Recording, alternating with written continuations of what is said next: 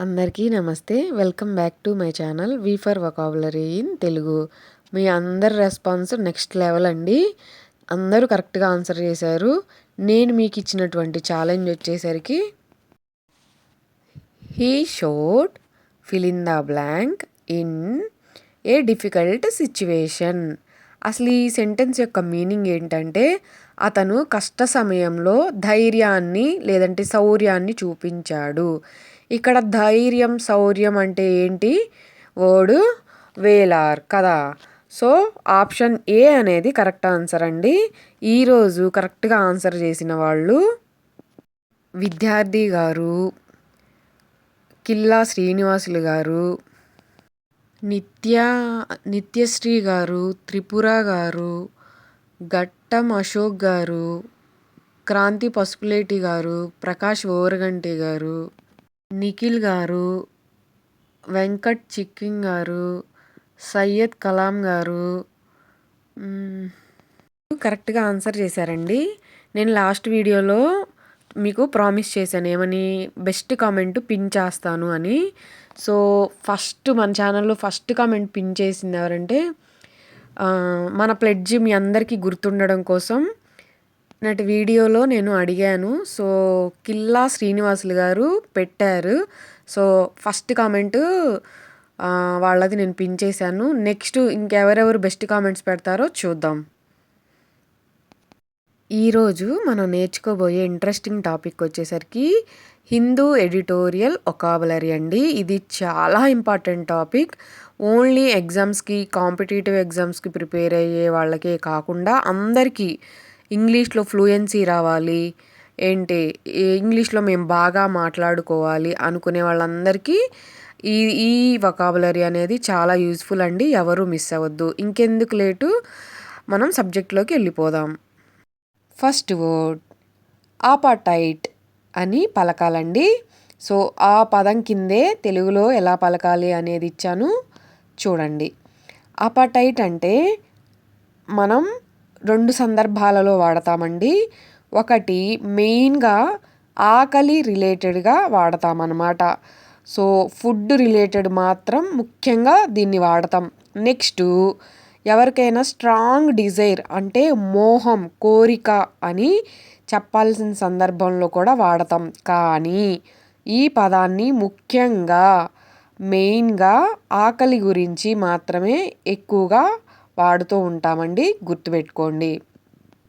ఇదే పదాన్ని మనం డైలీ లైఫ్లో హంగర్, డిజైర్, టేస్ట్ అని రకరకాలుగా వాడుతూ ఉంటారు. అదే అడ్వాన్స్డ్ లెవెల్లో అయితే ఆపటైట్ అని వాడచ్చండి, గుర్తుపెట్టుకోండి. ఇది అడ్వాన్స్డ్ వర్డ్ అన్నమాట. ఈ పదాన్ని మనం నౌన్గా వాడతామండి, గుర్తుపెట్టుకోండి. మిమ్మల్ని నేను ఒక క్వశ్చన్ అడుగుతున్నాను. ఆకలి అంటే అపటైట్ అని అంటున్నాం కదా, అదే ఆకలి మందగించడం అని మన ఇంట్లో రోజు కాకపోయినా ఎప్పుడో ఒకసారి వింటూ ఉంటాం. సో దాన్ని ఇంగ్లీష్లో ఏమని చెప్తాం? కమెంట్ సెక్షన్లో కమెంట్ చేయండి. ఇక్కడ మీకు బాక్స్లో ఇచ్చింది చంకు మెథడ్ అండి. చంకు మెథడ్ అంటే చాలా పవర్ఫుల్ మెథడ్ అనమాట. ఈ మెథడ్ ఏమిటి అంటే, ఎలాంటి నోరు తిరగనటువంటి పదాన్నైనా, కష్టమైన పదాన్నైనా విడతీసి పలకడం ద్వారా ఈజీగా ప్రొనౌన్స్ చేయగలుగుతాం. స్పెల్లింగ్ కూడా తప్పుపోకుండా రాయడానికి ఈ మెథడ్ అనేది చాలా పవర్ఫుల్ మెథడ్ అండి. ఈ ముక్కలుగా విడదీసిన పదాలనే చంక్స్ లేదా సిలబల్స్ అంటారు. ఇక్కడ ఎపటైట్లో ఎన్ని సిలబల్స్ ఉన్నాయి? 3 సిలబల్స్ ఉన్నాయి. ఎలా పలకాలి? నాతో పాటు కలిపి పలకండి. అపటైట్ అని ఈజీగా ప్రొనౌన్స్ చేయగలుగుతాం. స్పెల్లింగ్ కూడా తప్పుపోకుండా రాయగలుగుతామండి. దాన్ని వాడి మన డైలీ లైఫ్లో మాట్లాడాలి అంటే, example, after playing my appetite increased. ED వచ్చిందంటే ఆల్రెడీ జరిగిపోయిన సెంటెన్స్ అనమాట. ఆడిన తర్వాత నాకు ఆకలి పెరిగింది అని అర్థం అండి. సో అర్థమైంది కదా. Coming to the next word halt. Halt అంటే ఆపు, లేదంటే ఆపడం, లేదా ఆగడం, ఇంకా చెప్పాలి అంటే నిలిపివేయడం అని అర్థం అండి. అంటే ఏదైనా పని లేదా వాహనాన్ని అంటే ఒక చేసే ప్రాసెస్‌ని లేదా ఒక మూవ్‌మెంట్‌ని తాత్కాలికంగా లేదా పూర్తిగా ఆపడాన్ని హాల్ట్ అంటారు. సో, గుర్తుపెట్టుకోండి. ఇక్కడ మీకొక ఇంపార్టెంట్ పాయింట్ అండి. హాల్ట్‌ని నౌన్‌గా వాడొచ్చు. అట్ ద సేమ్ టైమ్ వెర్బ్‌గా గూడా వాడొచ్చండి. సో, మనం అడ్వాన్స్‌డ్ లెవెల్‌లో అయితే హాల్ట్ అంటున్నాం గదా! అదే మన బేసిక్ ఇంగ్లీష్‌లో డైలీ లైఫ్‌లో stop, close, end, seize, finish, terminate ఇలా ఒక్కొక్కళ్ళు ఒక్కో విధంగా హాల్ట్‌ని వాడుతూ ఉంటారు. సో, అర్థమైంది గదా! ఇవన్నీ కూడా సినానిమ్స్ అండి. గుర్తుపెట్టుకోండి. ఈ వీడియోలో మీకొక కొత్తగా యాడ్ చేసిన పాయింట్ గూడా ఉంది. అది లాస్ట్‌లో చూద్దాం అదేంటి అనేది. సో, హాల్ట్ అనేది ఇక్కడ చంకు మెదడులో గూడా సింగిల్ సిలబలే గదండీ! అది అంత పెద్ద పదం గాదు గదా! సో, సింగిల్ సిలబలే అనమాట. హాల్ట్ అనే పలుకుతాము. ఈ పదాన్ని మనం సింపుల్‌గా ఇంగ్లీష్‌లో మాట్లాడాలి అంటే యూజ్ చేసి example work was halted due to rain అంటే వర్షం వల్ల పని ఆపివేశారు లేదా ఆగిపోయింది అని అర్థం అనమాట. సో, అర్థమైంది గదా! Coming to the next word. Embolden. ఎలా పలకాలి? ఎంబోల్డెన్ అని పలకాలి. ఎంబోల్డెన్ అంటే ధైర్యం చెప్పడం, ధైర్యం ఇవ్వడం లేదా ఆత్మవిశ్వాసాన్ని పెంచడం, వాళ్ళల్లో ఉన్న భయాన్ని పోగొట్టడం అని అర్థమండి. సింపుల్‌గా చెప్పాలి అంటే గివ్ కరేజ్ అండ్ కాన్ఫిడెన్స్ అంటే ఎదుటి వాళ్ళు ఎవరైనా లో కాన్ఫిడెన్స్ ఉండి భయపడుతూ నా లైఫ్ ఇంతే ఇంక నాకు ఎప్పటికీ సక్సెస్ రాదు అని లోగా ఫీల్ అవుతూ ఉంటారు కదా! అలా ఎలాంటి సిచ్యువేషన్‌లోనైనా ఎదుటి వాళ్ళకి మనం ధైర్యాన్ని ఇవ్వడంనే ఎంబోల్డెన్ అంటామండి. ఈ ఎంబోల్డెన్ అనే పదాన్ని వెర్బ్‌గా వాడతామండి. అదే అడ్వాన్స్డ్ లెవెల్‌లో అయితే ఎంబోల్డెన్ అంటున్నాం గదా! అదే డైలీ లైఫ్‌లో మనం ఏం వాడుతున్నాం చూద్దామా?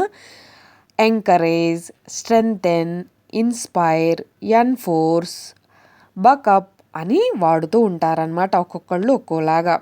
సో, ఈ పదాన్ని మనం చంకు మెదడు ద్వారా ఎం, బోల్డ్, అన్ అని విడదీసి పలకడం ద్వారా ఈజీగా ప్రొనౌన్స్ చేయగలుగుతాం.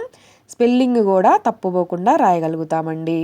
సో, ఈ పదాన్ని మనం సింపుల్‌గా ఇంగ్లీష్‌లో మాట్లాడాలి అంటే example his speech embolden the people అంటే అతని ప్రసంగం ప్రజలకు ధైర్యాన్ని నింపింది, ధైర్యాన్ని ఇచ్చింది అని అర్థమండి. సో, అర్థమైంది గదా! Coming to the next word. Ferment. ఎలా పలకాలి? ఫర్మెంట్ అని పలకాలండి. అంటే రెచ్చగొట్టడం, ప్రేరేపించడం లేదా మన వాడుక భాషలో చెప్పాలంటే ఏదైనా గొడవ జరుగుతూ ఉంటే, ఏదైనా సమస్య ఉంటే దాన్ని పెరిగేలా చేయడం.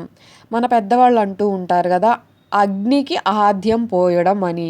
ఆడొకటి జరుగుతుంటే వాళ్ళకి ఇంకాస్త 4 మాటలు చెప్పి వాటిని పెద్దదిలాగా చేయడం అన్నమాట. సో, అర్థమైంది గదా! దీన్ని మనం వెర్బ్‌గా వాడతామండి. ఎందుకంటే ఇది మనం చేసే పని గాబట్టి. సో, జనరల్‌గా మనం డైలీ లైఫ్‌లో ఏమని వాడుతూ ఉంటాం ఫర్మెంట్ ప్లేస్‌లో? Provoke, stir up, instigate, urge అని వాడుతూ ఉంటామండి. ఒక్కొక్కరం ఒక్కొక్కలాగా. ఈ పదాన్ని మనం చంకు మెదడు ద్వారా ఫర్మెంట్ అని విడదీసి పలకడం ద్వారా ఈజీగా ప్రొనౌన్స్ చేయగలుగుతాం. స్పెల్లింగ్ గూడా తప్పుపోకుండా రాయగలుగుతామండి. ఈ పదాన్ని వాడి మనం సింపుల్‌గా డైలీ లైఫ్‌లో ఇంగ్లీష్‌లో మాట్లాడాలి అంటే example he tried to ferment trouble. అతను గొడవ రెచ్చగొట్టడానికి ప్రయత్నించాడు. అంటే ఆ గొడవని పెద్దది చేయడానికి ప్రయత్నించాడు అని అర్థమండి. నేను మీ అందరికీ ఒక రిక్వెస్ట్ చేస్తున్నాను. మీకు ఎవరికైనా ఇంట్రెస్ట్ ఉంటే మోర్ ఎగ్జాంపుల్స్ కావాలి అంటే కమెంట్ సెక్షన్‌లో ఒక్కొక్క పదానికి ఒక్కొక్క ఎగ్జాంపుల్ చెప్పండి. దాన్ని నేను కమెంట్ సెక్షన్‌లో పిన్ చేస్తాను. అది అందరికీ యూజ్‌ఫుల్ అయిద్ది. ఇక్కడ ప్రాబ్లమ్ ఏంటంటే వీడియో లెంతీ అయిపోతే అంత టైం లేదు మన లైఫ్‌లో. ఎక్కువ మంది ఇంట్రెస్ట్ చూపించట్ల. అందుకని నేను ఎక్కువ ఎగ్జాంపుల్స్ చెప్పలేకపోతున్నాను. నేను కమ్యూనిటీలో ఇస్తాను లేకపోతే. ఈరోజు మీకు ఒక ఇంపార్టెంట్ పాయింట్ మన వీడియోలో కొత్తగా యాడ్ చేశానని చెప్పాను కదండి, అది ఇదే అనమాట. సినానిమ్స్ అంటే ఓకే, అంటే ఎపటైట్ని ఎన్ని రకాలుగా పిలవచ్చో అదండి. అదే యాంటోనిమ్స్ అంటే వాటికి వ్యతిరేక అర్థాలన్నమాట. తెలియని వాళ్ళ కోసం చెప్తున్నాను. చాలామంది మేడం మేము కాంపిటీటివ్ ఎగ్జామ్స్కి ప్రిపేర్ అవుతున్నాము అంటున్నారు. అందుకని ఏ రోజు చెప్పే పదాలు ఆ రోజు మీకు సినానిమ్స్ యాంటోనిమ్స్ టేబుల్ అయితే ఇస్తానండి. కావాల్సిన వాళ్ళు స్క్రీన్ షాట్ తీసుకోండి. ఈరోజు నేను మీకు ఇచ్చే ఛాలెంజ్ అన్హింజ్. ఎంతమంది కరెక్ట్గా ఆన్సర్ చేస్తారో చూద్దాం. మీకు అందరికీ ఈ పదాలు నచ్చాయి, అందరికీ యూజ్ఫుల్ అనే అనుకుంటున్నాను. మీకు కనుక మన వీడియో నచ్చినట్లయితే లైక్ చేయండి. ఎవరికైనా యూజ్ఫుల్ ఉందంటే తప్పకుండా మర్చిపోకుండా షేర్ చేయండి. మీరు ఈరోజే చూస్తున్నట్లయితే నచ్చితే సబ్స్క్రైబ్ చేసుకోండి. మీ అందరికీ ఒక చిన్న రిక్వెస్ట్ అండి, నేను ప్రతి వీడియోలో చెప్పాలనుకుంటున్నాను. మనకి హైప్ పాయింట్స్ వస్తాయండి. మీరు వీడియో కనుక నచ్చినట్లయితే లైక్ చేయగానే హైప్ పాయింట్స్ ఉన్నాయి. మీకు నచ్చితే హైప్ చేయండి. Thanks for watching my video.